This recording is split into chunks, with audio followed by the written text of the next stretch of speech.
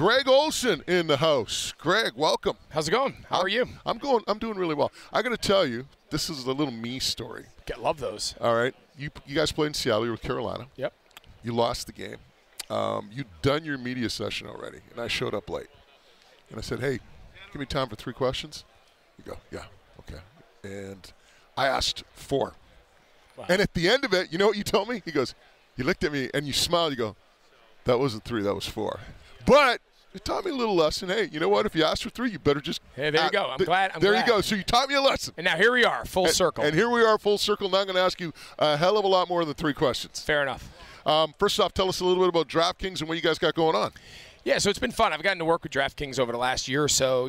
When they got legalized sports betting out in North Carolina, where I live now, and got to be a part of that launch. And now here we are at the Super Bowl, and obviously that's the biggest week of the year for them. And just to be able to watch the game and have a little form of entertainment, have a little action on the game and some fun, whether it's a prop bet or whether it's actually betting on the winner or the loser, and all the fun things that they provide.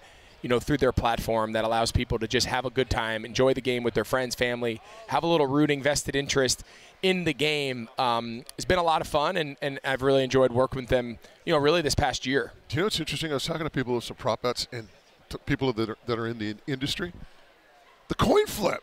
Coin flip, national anthem, who scores first. No, but the coin flip's the biggest thing that's bet on. I'm like, it's a coin flip. It's a coin flip, but it's like, It's a fun, again, it makes every aspect of the game just a little bit more interesting. And things that maybe during the course of the year, who pays attention to how long the anthem is? Who pays attention to the coin flip? Who really pays attention to who scores first? Well, the people who have prop bets do. Yeah, but you know what? It's crazy about this game because you talk about prop bets. I mean, I see these prop bets, like who scores more points?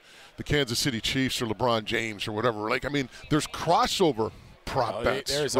There's a lot of ways to break it up. Yeah, so it's amazing. But you know what? The market's there, and this is the biggest game of the season, so why not? Tell us a little bit about your season with Fox. How you enjoying the booth?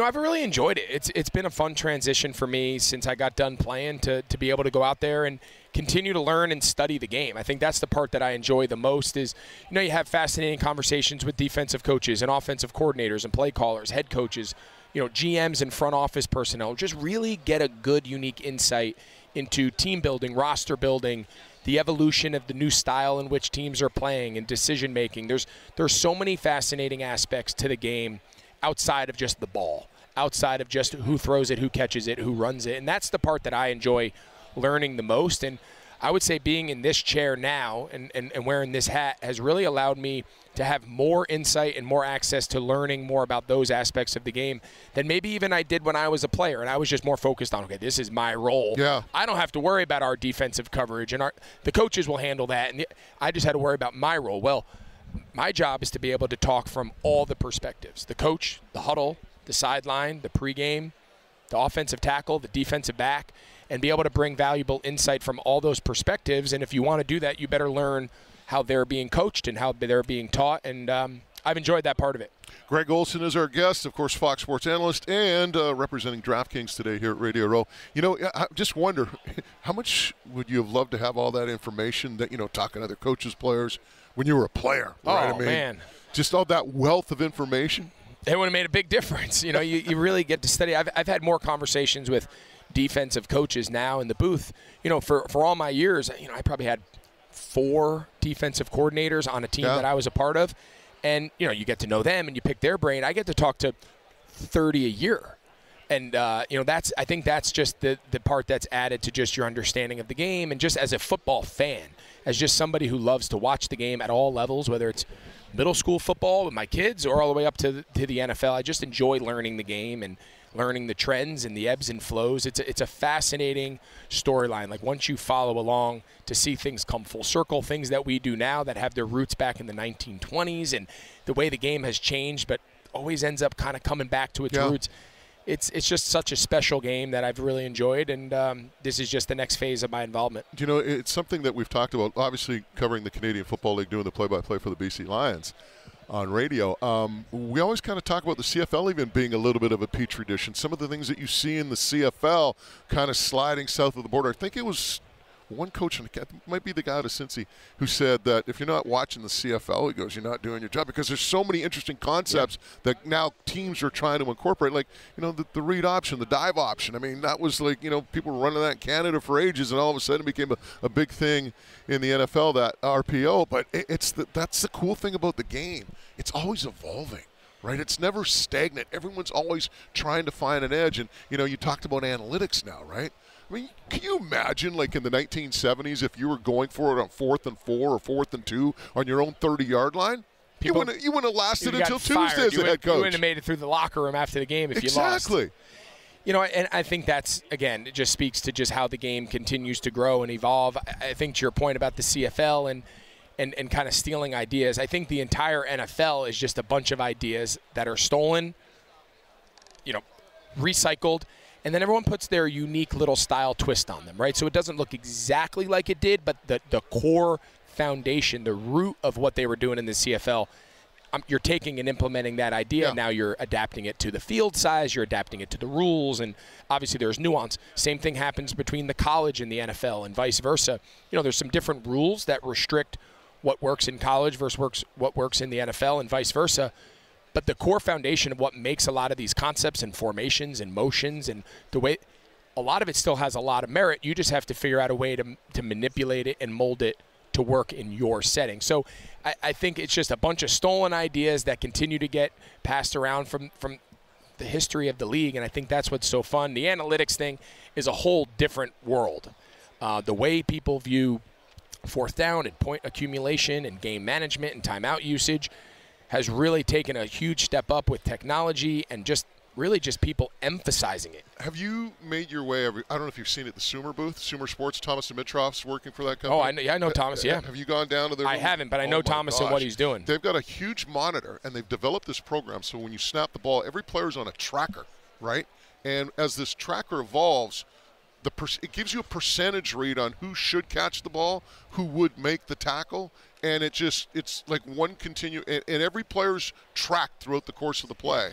It's fascinating. I'm just like, whoa! It's like it's off the hook. There's so many tools to acquire data and information, and then the best teams, the real trick of it, the access to the data and the raw information is pretty universal. People are doing it slightly different variations, but the access to it is pretty clear. The people who can interpret it and model it to actually make it applicable and actually make it impact decision-making, impact what plays, what coverages, what routes, all of the factors that actually impact the game on the field, those are the people that really can find an advantage and have kind of cracked the code. So it's the manipulation and the use of the data that has really changed, and some people are better at using it than others. Greg Olsen is our guest. He's representing DraftKings today, and we'll get to DraftKings before we wrap up. Also, Fox Sports analyst. The question I like asking people, Greg, I mean, I'm not going to sit here and give you my view on the game or this or that. The thing I love asking people, what are some of the questions that you want to see answered come Sunday? What are the things that intrigue Greg Olsen when it comes to this matchup? Yeah, I think it's a great question. I think when you start with Kansas City, I think anytime you give Andy Reid and Steve Spagnuolo 2 weeks to prepare, they've shown over time to be two of the best, game plan play callers in the history of the league. I mean, they've really made their names on critical moment calls, whether that's a third down pressure to get off the field by Spags, or whether that's a critical third or fourth down goal line situation or gotta have it moment on the offensive side of the ball for Andy Reid. Like, they have made their name on just being incredible game planners, and now all of a sudden you give them 2 weeks to game plan for you and to poke holes in your coverage, to poke holes in your defense, to poke holes in your entire approach. They're going to find a couple. So then it goes to the other side of the ball, where if you're Philadelphia, you have to ask yourself, okay, we probably have the better roster. We probably have top to bottom, if you just go position by position, we're going to win more of those positions than lose. How do we change up what we do just enough that we don't have any tells for Spags and Andy Reid to be able to exploit, but also not completely reinvent ourselves over 2 weeks because we feel like we have to, and you end up chasing ghosts, and you end up really just changing everything that's gotten you here. I think that's the biggest battle that everybody faces going into the Super Bowl. You have all this extra time. You have all this extra information. You just one game to focus on, and you can almost overcoach it. You can almost overcorrect. So to me, it's that battle. It's what adjustments do each side make, both going in, based on their tendencies leading up to this game, and then also once the ball is kicked off, what are those real-time in-game adjustments and changes that you're able to make and be nimble on the fly to try to stay one step ahead or try to, fill a hole that might have poked free. Philadelphia wins because? They get out to a lead, and they're able to play with a lead, force Kansas City to trail. Don't keep it a one-score game if you can. Don't leave it up to one critical moment at the end. Play with a lead and make it a multi-play, not just come down to one play, Patrick Mahomes, winner take all. That's a tough spot to play. Kansas City wins because?